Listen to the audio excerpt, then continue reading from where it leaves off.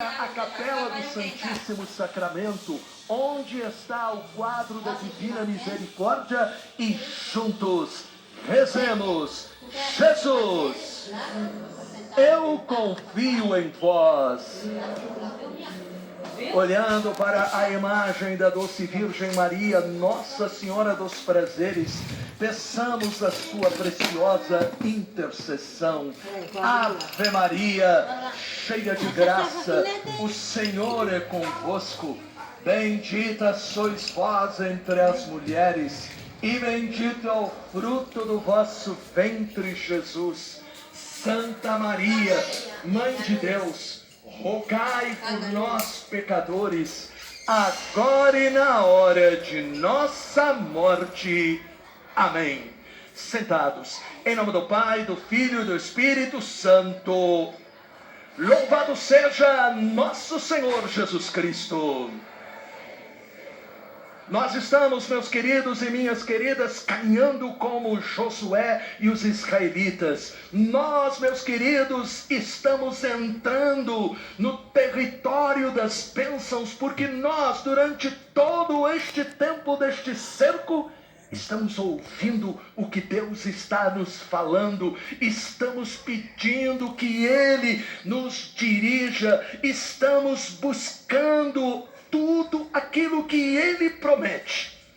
E é por isso que hoje eu quero desafiar você a dar este passo neste quinto momento do nosso cerco de Jericó, para permitir que o Deus Todo-Poderoso te cubra com a força do Espírito Santo e você experimente realmente Ele dizendo: você pode, porque eu estou com você.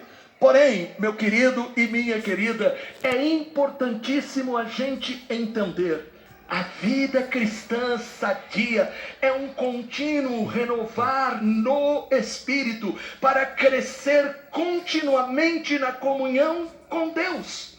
Uma vez tomada a decisão de seguir a Jesus, nós temos que permitir que o Espírito Santo trabalhe em nosso espírito para nos dar a fé viva.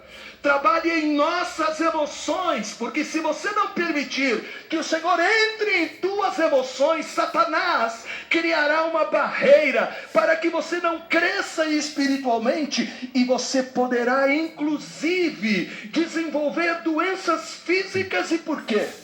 Porque de 70% a 80% das nossas doenças físicas, diz a medicina, existe uma influência psicossomática. Isto significa, Deus não te quer simplesmente despertar no espírito, mas Deus quer te despertar no espírito, deseja entrar em suas emoções, curar você. Ele deseja entrar em seu corpo e curar você fisicamente. Mas para isso, você tem que entrar numa disciplina da oração pessoal, da leitura da palavra, da participação atenta, fervorosa na Santa Missa, no testemunho para ganhar almas no reino de Deus. Sim, o cristão não guarda somente para si aquilo que recebe, aquilo que hoje na internet se fala compartilhar. Quem recebe Jesus, quem é beneficiado por algo que Jesus lhe dá, não pode se calar. Porque quando o Espírito Santo se move em nós, o próprio Jesus prometeu em Atos 1:8 que o Espírito Santo nos daria força e nós seríamos testemunhas. Amém? Na medida em que nós avançamos na qualidade da nossa vida espiritual, nós também colhemos o benefício das bênçãos divinas. No livro de Josué, que nós estamos acompanhando, nós aprendemos como é que acontece este crescimento espiritual. Eu convido você a abrir a sua Bíblia aí em Josué, no capítulo 5, na página 257, capítulo 5, versículo 6, 7 e 8.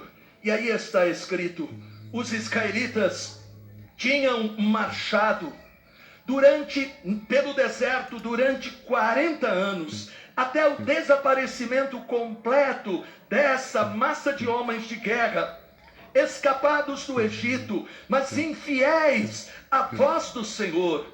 O Senhor havia lhes jurado que não veriam a terra prometida a seus pais, terra que mana leite e mel. Seus filhos foram postos em seu lugar. Depois que foram todos circuncidados, permaneceram acampados até sararem. Observe, Deus, quando eles estavam no Egito, havia manifestado através de sinais e prodígios o poder dele.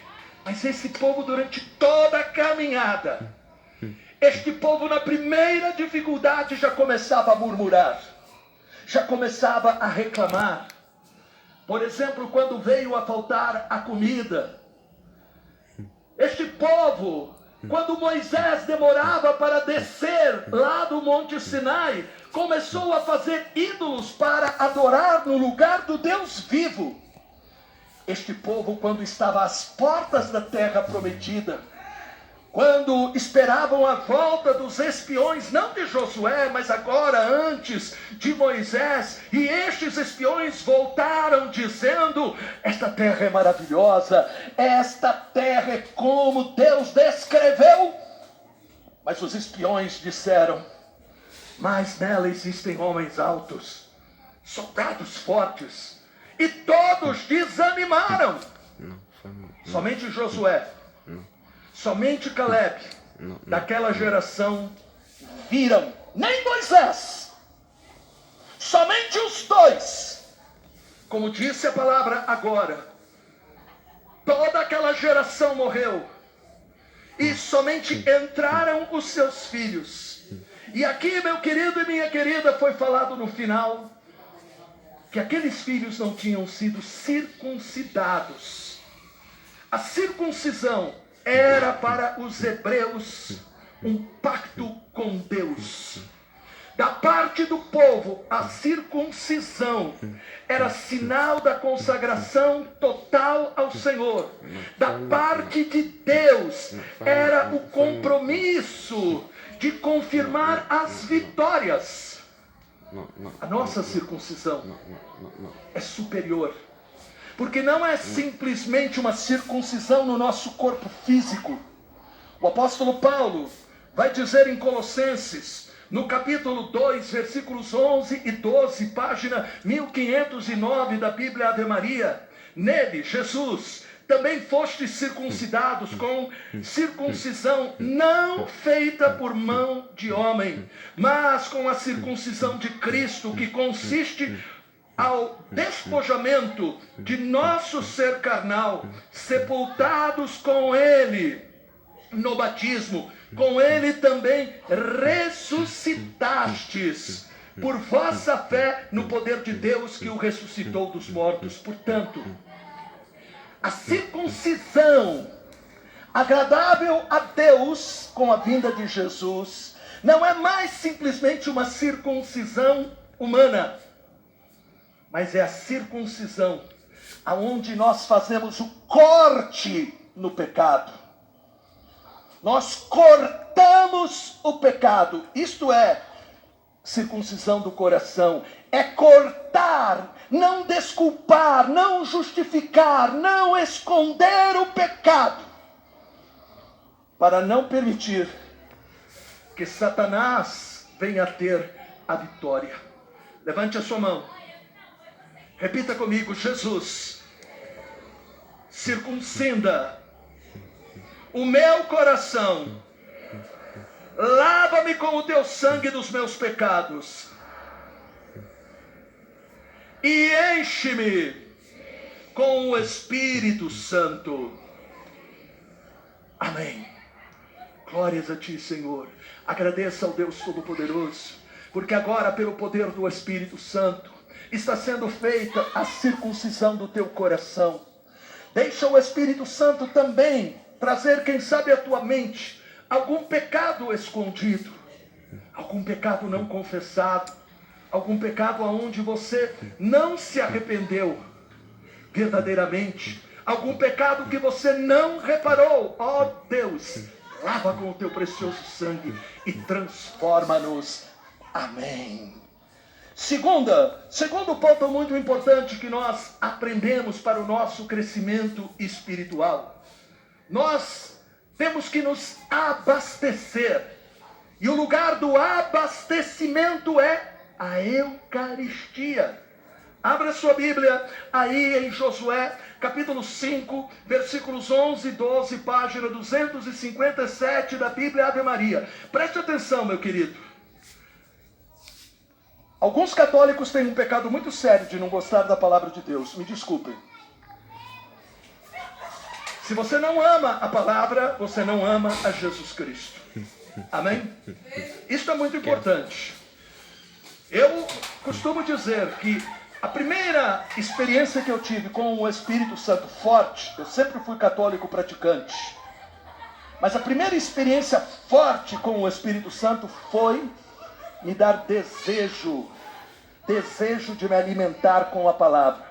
Até os meus 18 anos, eu ia sempre à missa, quando podia ia também durante a semana, e vocês sabem que eu já contei que desde a minha infância, 4 anos que eu ia, dos 4 aos 6 com meu avô na Itália, e depois quando meus pais voltaram para o Brasil, eu ainda com 7 anos, eu me lembro que eu ia sozinho para a Santa Missa. Porém, preste atenção, porque é muito importante a gente entender isso. O que é que me deu o impacto?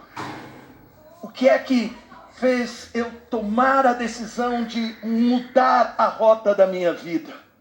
Foi justamente quando eu tive o impacto da palavra de Deus. Amém? O impacto da palavra de Deus. Eu já tinha o impacto da Eucaristia, mas faltava eu entender que as duas realidades caminham juntas, porque as duas realidades são Jesus Cristo. Amém? A palavra é Jesus, porque ele se fez carne no ventre de Maria. A palavra se faz carne agora no altar, quando se torna Eucaristia. Portanto, é muito importante este segundo ponto. Mas veja o que aconteceu lá no deserto. Deus primeiro fez o povo se circuncidar. Isto quer dizer, não poderiam conquistar Jericó em pecado. Você não poderá conquistar bênçãos. Porque é que tem muita gente que fala assim: padre, eu rezo o terço todo dia. Eu não falto à missa. Eu vou no grupo de oração, mas parece que nada dá certo na minha vida. Quando você começa a conversar, você observa que existem coisas na vida da pessoa que ela não se arrepende, que ela não muda, que ela não quer realmente abandonar. Deus não poderá fazer nada se primeiro não tiver esse corte do pecado. Quando existe esse corte do pecado, nós, como aconteceu com os hebreus para entrar na terra prometida, nós precisamos do alimento. E aqui está escrito em Josué 5, 11 e 12, página 257. No dia seguinte à Páscoa, comeram os produtos da região, pães sem fermento e trigo tostado, e o maná cessou de cair no dia seguinte. Àquele que comeram os produtos da terra, os israelitas não tiveram mais o maná. Portanto, Deus fez eles celebrarem a Páscoa, a grande festa, a grande ocasião para eles lembrarem a libertação da escravidão do Egito.